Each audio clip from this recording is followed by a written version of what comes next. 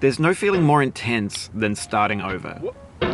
If you deleted your homework the day before it was due, as I have, or if you left your wallet at home and you have to go back after spending an hour in the commute.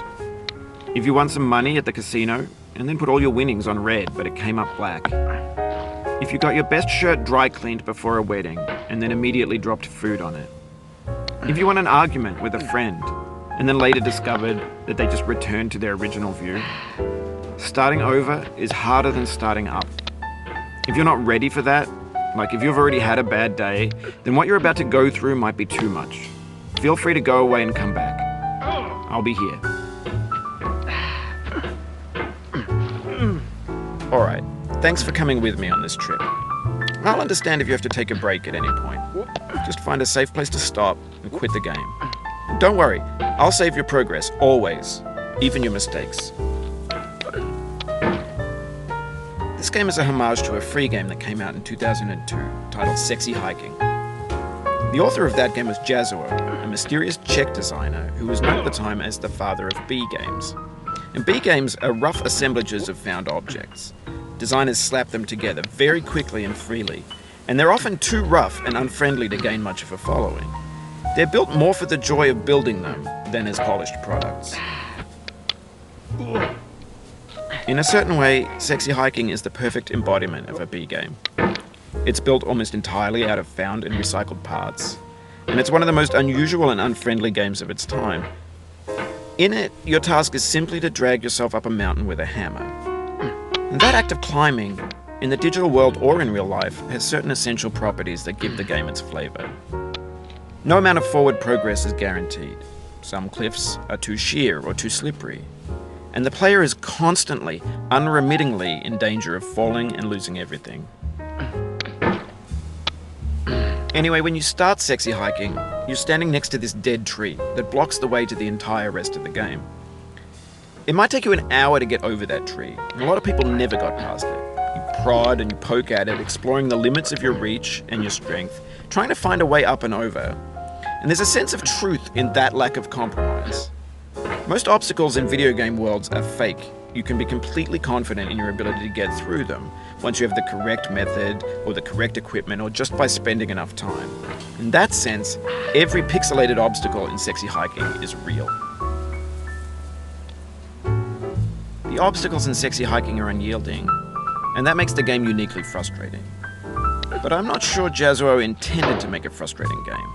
The frustration is just essential to the act of climbing, and it's authentic to the process of building a game about climbing. A funny thing happened to me as I was building this mountain. I'd have an idea for a new obstacle, and I'd build it, test it, and it would usually turn out to be unreasonably hard. But I couldn't bring myself to make it easier.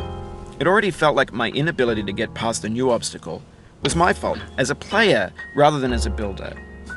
Imaginary mountains build themselves from our efforts to climb them, and it's our repeated attempts to reach the summit that turns those mountains into something real. When you're building a video game world, you're building with ideas, and that can be like working with quickset cement. You mold your ideas into a certain shape that can be played with, and in the process of playing with them, they begin to harden and set until they're immutable, like rock. And at that point, you can't change the world. Not without breaking it into pieces and starting fresh with new ideas. For years now, people have been predicting that games would soon be made out of prefabricated objects, bought in a store and assembled into a world. And for the most part, that hasn't happened, because the objects in the stores are trash. I don't mean they look bad or that they're badly made, although a lot of them are. I mean they're trash in the way that food becomes trash as soon as you put it in the sink. Things are made to be consumed and used in a certain context, and once the moment is gone, they transform into garbage. In the context of technology, those moments pass by in seconds. Over time, we've poured more and more refuse into this vast digital landfill that we call the internet. It now vastly outnumbers and outweighs the things that are fresh and untainted and unused. When everything around us is cultural trash, trash becomes the new medium, the lingua franca of the digital age. And you can build culture out of trash. But only trash culture. B games, B movies, B music, B philosophy.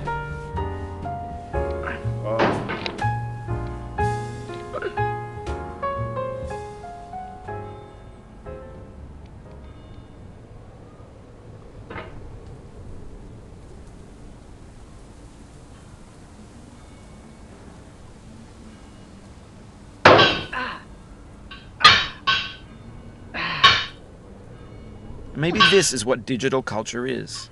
A monstrous mountain of trash, the ash heap of creativity's fountain. A landfill with everything we ever thought of in it. Grand, infinite, and unsorted.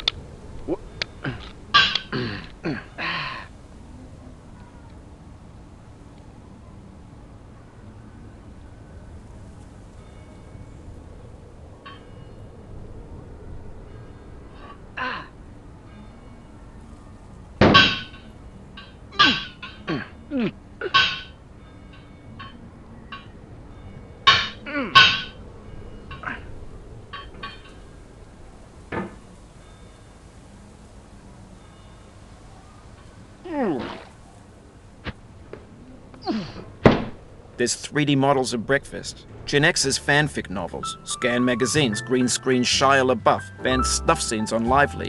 Facebook's got lifelike bots with unbranded adverts and candid shots of Kanye and Taylor Swift mashups, car crash epic failed GIFs, Russian dashcam vids, discussions of McRibs, discarded, forgotten, unrecycled, muddled, rotten, untitled. Everything's fresh for about 6 seconds, until some newer thing beckons, and we hit refresh. And there's years of persevering, disappearing into the pile, out of style, out of sight. In this context, it's tempting to make friendly content that's gentle, that lets you churn through it but not earn it. Why make something demanding if it just gets piled up in the landfill, filed in with the bland things?